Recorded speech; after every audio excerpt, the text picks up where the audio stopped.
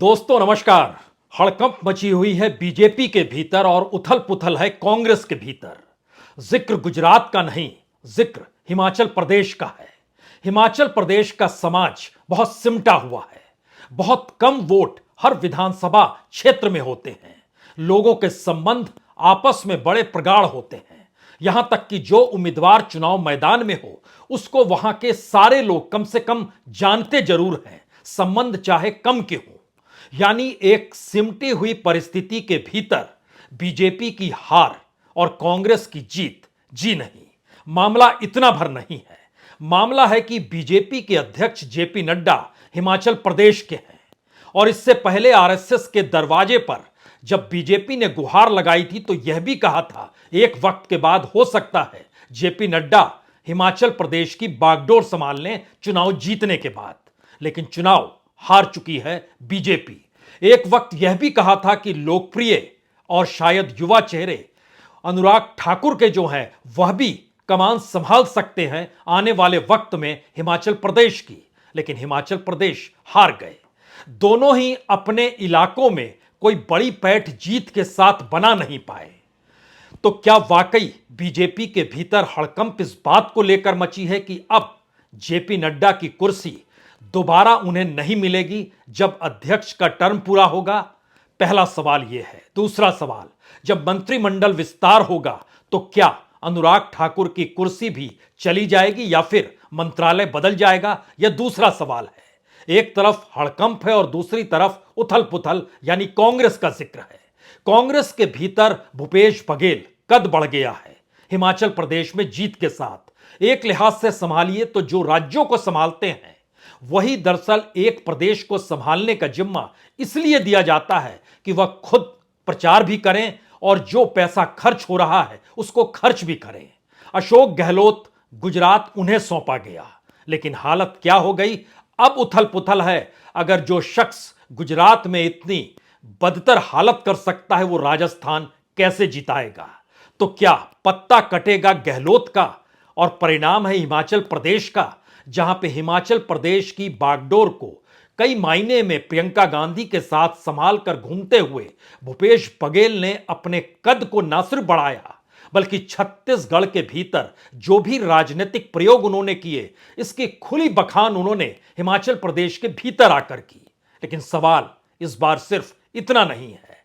सवाल तो आरएसएस का भी है जो नाखुश है हिमाचल में आप कैसे हार सकते हैं। हमने वहां पर बड़ी तादाद में शाखाएं खोली।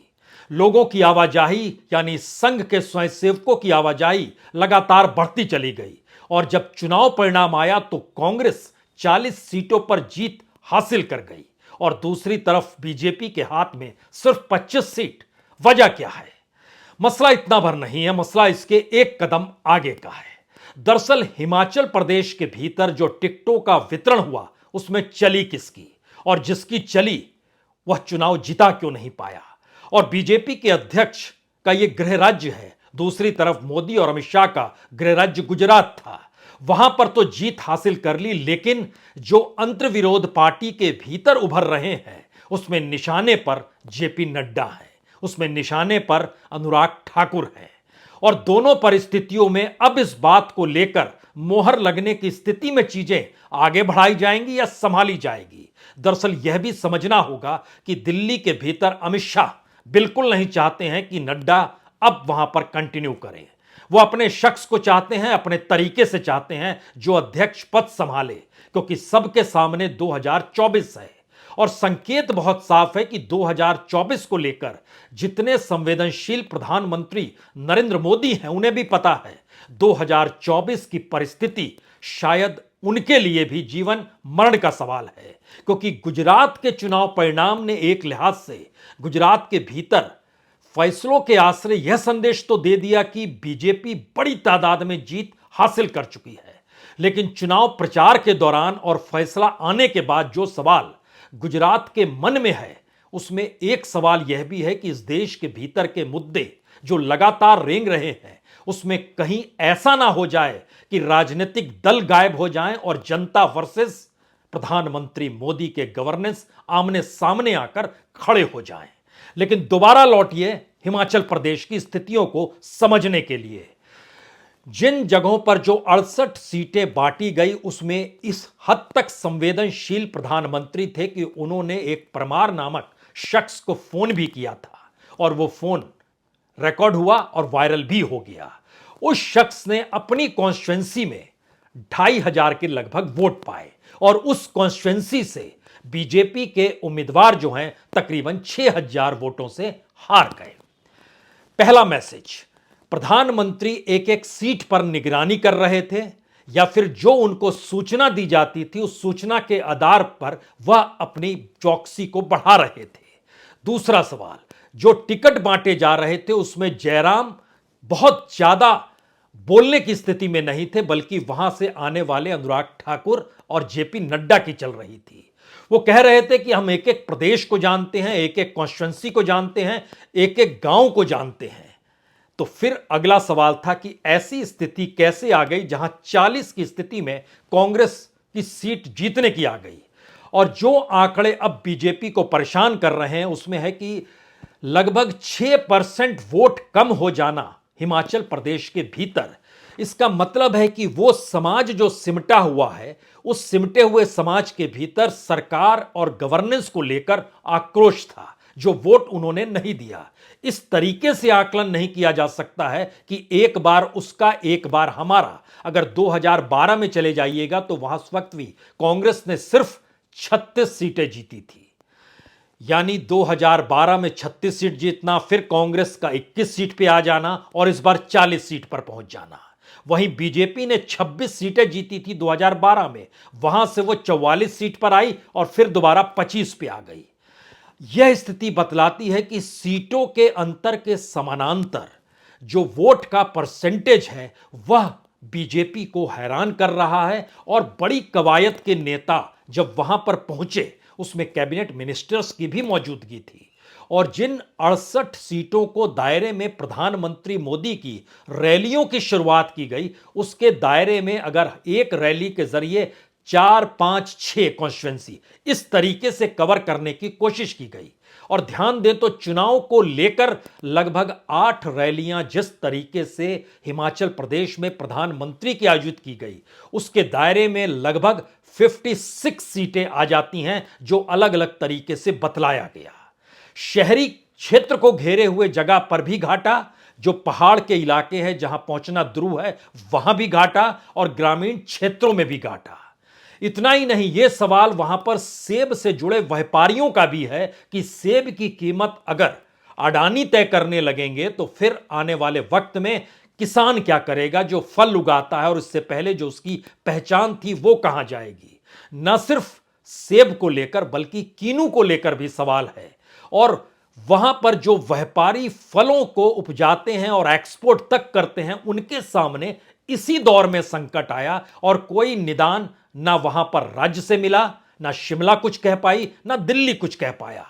इसको लेकर जो आक्रोश था और जो खेती और फलों उद्योग से जुड़े हुए परिवारों की तादाद है, वोटरों के लिहाज से उनकी संख्या लगभग 28 लाख से ज्यादा है। और सीधे अगर वोटों को समझना कोशिश करें और जिस लिहाज से वोटिंग का पैटर्न रहा है, वो बहुत साफ बताता है कि किसी एक तबके को खुश कर पाने की स्थिति में जयराम की सरकार नहीं आ पाई और प्रधानमंत्री मोदी के वादे काम नहीं कर पाए। यानी गुस्सा, आक्रोश, सत्ता विरोधी लहर, ये तीनों चीजें लगातार वहां पर चल रही थी। इसके साथ युवाओं के जो सवाल थे और युवाओं के वोटरों को लेकर जो अनुराग ठाकुर लगातार जिन बातों का जिक्र कर रहे थे, उसमें चाहे अनचाहे परिवारवाद भी वहां पर उभर कर आया और यह सवाल हमीरपुर तक में उठा। इस बात का जिक्र हुआ और यह धर्मशाला तक में गूंज आई स्टेडियम को देखते वक्त कि एक परिवार में एक ही शख्स राजनीति भी करता है, मंत्री भी बन जाता है, और उसी परिवार का दूसरा शख्स क्रिकेट भी संभालता है और क्रिकेट इंडस्ट्री को भी चलाना चाहता है, और उस परिवार के संबंधी इस राज्य के किसानों को भी चलाना चाहते हैं। यानी सिमटी हुई परिस्थितियों में अब सीधी चोट दिल्ली में बैठे उन नेताओं पर आ रही है जिनकी कुर्सी अब गई तब गई। इस स्थिति में निर्णय लेना होगा। और एक लिहाज से जो जानकारी है उसके मुताबिक आरएसएस नाखुश है कि बीजेपी के अध्यक्ष अपने गृह राज्य में भी क्यों हार गए, जबकि उन्होंने पूरी जान वहां पर लगा दी थी। और कैबिनेट मिनिस्टर के तौर पर अनुराग ठाकुर को लेकर सवाल पहले से था, अब वो सवाल बड़ा हो रहा है। लेकिन इसके ठीक समानांतर दूसरी तरफ कांग्रेस के भीतर उथल पुथल इस बात को लेकर मुख्यमंत्री कौन होगा, वीरभद्र सिंह की पत्नी या फिर वह कद्दावर नेता। तो पहली बार कद्दावर नेताओं की नहीं चलेगी, बल्कि इस लिहाज से जिनके संबंध हिमाचल प्रदेश की जनता के साथ हों, जो विरासत को साथ लेकर भी चल रहे हों, और इन सब में एक बड़ी भूमिका जो भूपेश बघेल का हम आपसे जिक्र कर रहे हैं, उसके पीछे दूसरी वजह गहलोत का होना भी है। क्योंकि गहलोत के हवाले अगर गुजरात था और वहां इतनी बड़ी हार, और दूसरी तरफ बघेल जीत दिला देते हैं, और जहां पर आप सचिन पायलट का जिक्र करते हैं तो सचिन पायलट की 8 रैली जो उन्होंने हिमाचल प्रदेश में की, उन 8 रैली वाले स्थलों में से 6 जगहों पर जीत मिल गई। ये सारे संदेश दोनों पॉलिटिकल पार्टी के भीतर एक बैरोमीटर की तरह काम हिमाचल प्रदेश करने लगा है। और हिमाचल प्रदेश की जीत हार का जो सिलसिला है, जो अपर और लोअर हिमाचल प्रदेश के दायरे में देखते हैं, कांग्रेस ने उसको एट पार किया है, यानी दोनों तरफ अपने वर्धस्त को दिखाया है। जो इससे पहले वीरभद्र के इलाके में वह ज्यादा पावरफुल तरीके से नजर आते थे, वहीं दूसरी तरफ अनुराग ठाकुर के जो पिताजी थे, जब वह वहां के मुख्यमंत्री थे और वह चुनाव मैदान में आते थे, तो उस राजनीति को साधते थे कि वीरभद्र अपने घर में उलझ जाए। लेकिन इस बार अपना घर छोड़कर उस घर में घुसने की जो कोशिश हुई, वह उल्टी पड़ गई, और अपने घर की भी सीटें, लगभग 11 सीटें उस इलाके की गंवा दी, जो बीजेपी जहां पर यह मानकर चलती थी कि यहां पर हमें जीत मिलेगी। राजनीतिक तौर पर बड़ा छोटा राज्य है, लोकसभा के लिहाज से भी बहुत छोटा है, और उसकी 4-5 सीटें कोई मायने उत्तराखंड और हिमाचल प्रदेश को लेकर अक्सर कहा जाता है, इनकी सीटें लोकसभा चुनाव में कोई बहुत मान्यता नहीं दिला पाती है, और जीत को बहुमत तक पहुंचा पाने में बड़ी कम तादाद है। उस लिहाज से देखिए तो गुजरात को देखिए कितनी बड़ी जीत हासिल की। लेकिन संदेश इसके ठीक समानांतर एक और चल रहा है, वह है उत्तर प्रदेश के भीतर में जो एक सीट रामपुर की आपने पाई, वह दरअसल वह सीट है जहां से आज से नहीं बल्कि आजादी के बाद से वहां पर लगातार कांग्रेस का वर्चस्व इसलिए रहा क्योंकि मुस्लिमों की तादाद ज्यादा है। वहां पर आपने सेंध जरूर लगाई, रामपुर से बीजेपी जरूर जीत गई। लेकिन राजनीतिक तौर पर जो जातीय समीकरण के आश्रय साधने की कोशिश उत्तर प्रदेश के भीतर जो बाकी 2 सीटों पर हो रही थी, वह खतौली की सीट हो या फिर मैनपुरी की सीट हो, उन दोनों सीटों का अंतर, उन दोनों सीटों से जीत जिनकी हुई और जिस तरीके से हुई, और वहां के जो वोटिंग पैटर्न है, वह भी बता रहे हैं कि दरअसल बीजेपी का बुखार कहीं उतरने तो नहीं लगा है। जो राजनीतिक तौर पर प्रधानमंत्री मोदी की छवि जो गढ़ी गई, वो गढ़ती हुई छवि इस दौर में कहीं उतर तो नहीं रही है। उसकी वजह 3-4 बहुत साफ तौर पर है। यानी एक क्षण के लिए अगर प्रधानमंत्री मोदी के गृह राज्य गुजरात को हटा दीजिए, तो राजनीतिक तौर पर एक के बाद एक हार जो बीजेपी को मिल रही है, उसमें वह कद छोटा पड़ रहा है। यानी 6 सीटों में से सिर्फ 2 सीट बीजेपी का उपचुनाव में जीत पाना। बिहार के भीतर में नीतीश कुमार जो थे, वह शायद खोखले साबित हो रहे हैं। कुढ़नी की सीट नहीं बचा पाए, जो कि जेडीयू के उम्मीदवार मैदान में थे और आरजेडी का साथ था, वहां बीजेपी जीत गई। तो यह एक नई परिस्थिति है नीतीश कुमार को लेकर, जिनके चेहरे के आश्रय और संयोग के आश्रय बीजेपी बिहार में चाल चलती रही। बिहार है लोकसभा की 40 सीट, उत्तर प्रदेश है लोकसभा की 80 सीट, गुजरात है 25 सीट, हिमाचल प्रदेश है 5 सीट। अगर इस पूरी प्रक्रिया के भीतर में आएंगे और इस चुनाव के संदेश देखेंगे, तो यह संदेश आने वाले वक्त के चुनाव में कहीं बड़ा इसलिए लगेगा क्योंकि अगले चुनाव जो होने हैं वह कर्नाटक में होने हैं, और कर्नाटक से राहुल गांधी की पदयात्रा गुजरी है। उथल पुथल कांग्रेस के भीतर इस बात को लेकर है कि अगर गुजरात सरीखा हाल कर्नाटक में हो गया, तो क्या यह माना जाएगा कि दरअसल पदयात्रा राजनीतिक तौर पर प्रभावित कर पाने की स्थिति में बिल्कुल नहीं है, या वह जो पूरा का पूरा घेरा राहुल गांधी के इर्द गिर्द जिन्होंने घेर रखा है, क्या वो इस बात को नहीं समझ पाए कि प्रियंका गांधी अगर हिमाचल प्रदेश जाती है, रैलियां करती हैं, जीत मिल जाती है, तो राहुल गांधी ने एक दिन ही क्यों गुजरात में गुजारा और गुजरात के भीतर में जो आदिवासी सीट है वहां की 5 सीटों को अगर आप माइनस कर दें तो एक झटके में और कम हो जाती है। और आदिवासी और जो सवाल उठाया गया वनवासी को लेकर, और अगर राहुल गांधी वहां ज्यादा रैलियां करते, और क्या ये संविधान कहता है कि आपने जो लकीर खींच दी उसी पर चलना है और वो रैली कहीं दूसरी दिशा में नहीं जा सकती, वो पदयात्रा कहीं दूसरी दिशा में नहीं मुड़ सकती है? या राहुल गांधी जब ब्रेक लेते ही हैं तो फिर राजनीतिक तौर पर उनको सक्रिय इस चुनाव में क्यों नहीं किया गया? क्या ये स्ट्रेटजी का हिस्सा था? अगर ये स्ट्रेटजी का हिस्सा गुजरात में था और सफलता हिमाचल प्रदेश में मिली जहां पर यह स्ट्रेटजी काम नहीं कर रही थी, तो नई उथल पुथल है वह पूरे के पूरा दायरा जो राजनीतिक तौर पर राहुल गांधी के इर्द गिर्द सक्रिय है, जिसने पदयात्रा को अपने तरीके से निर्धारित करते हुए गुजरात से अलग रखा, इस चुनाव के दौर से खुद को अलग रखा, उनका क्या होगा या उनका क्या करना चाहिए? वो राजनीतिक तौर पर उन्हें कितना सक्रिय रखना चाहिए? यह एक अगला सवाल निकलकर कांग्रेस के भीतर से आ रहा है। यानी 3 सवाल हिमाचल प्रदेश ने खुले तौर पर दे दिए।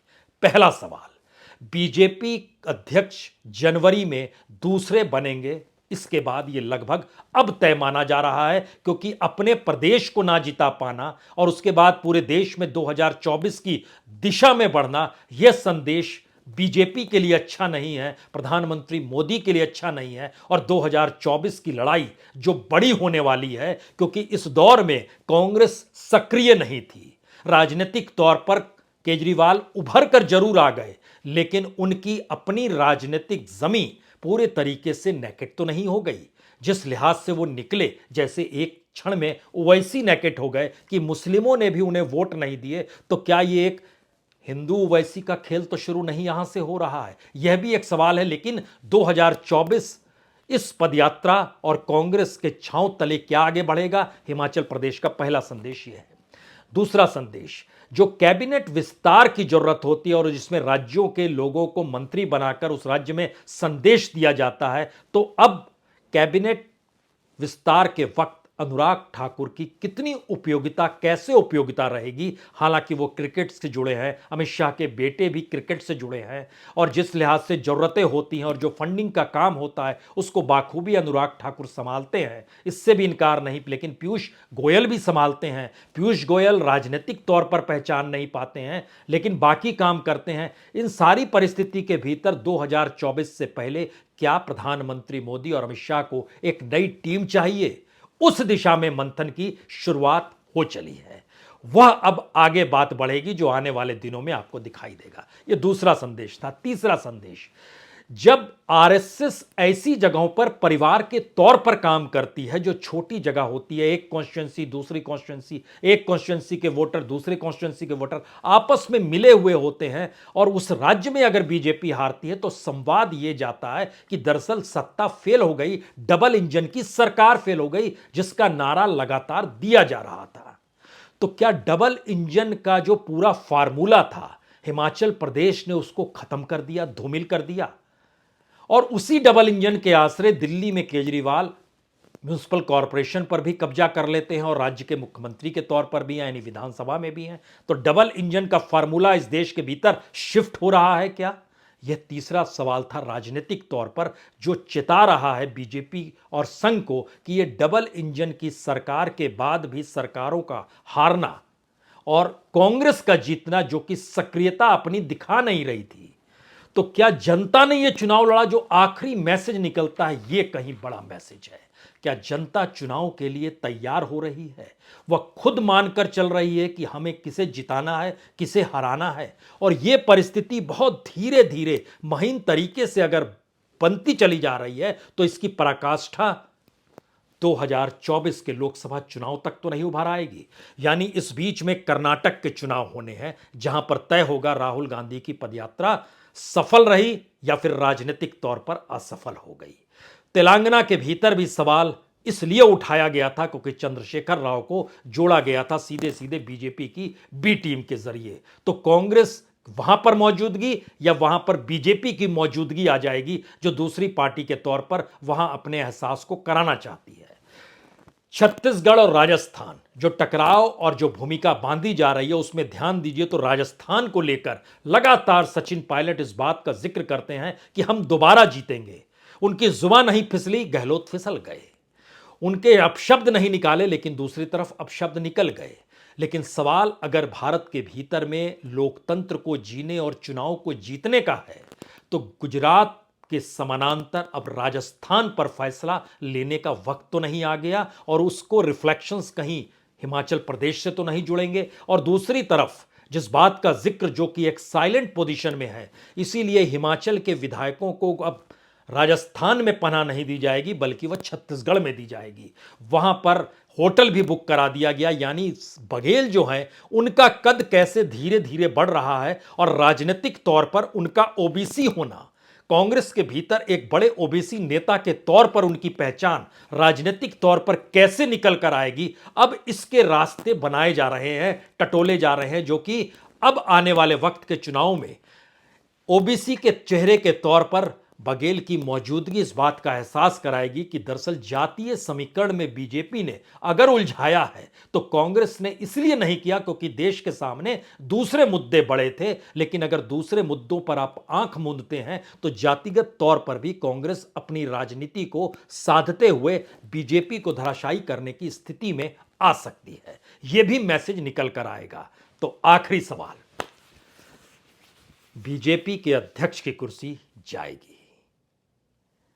बीजेपी के भीतर अनुराग ठाकुर का कद छोटा होगा। राजनीतिक तौर पर 2024 की टीम अब आने वाले वक्त में इस संसद के बाद, सत्र के बाद, जनवरी के बाद आपको दिखाई देनी शुरू हो जाएगी। योगी के लिए बड़ी चोट 2 सीट गंवाई है तो उनके भी पर कतरने की कोशिश दिल्ली से होगी।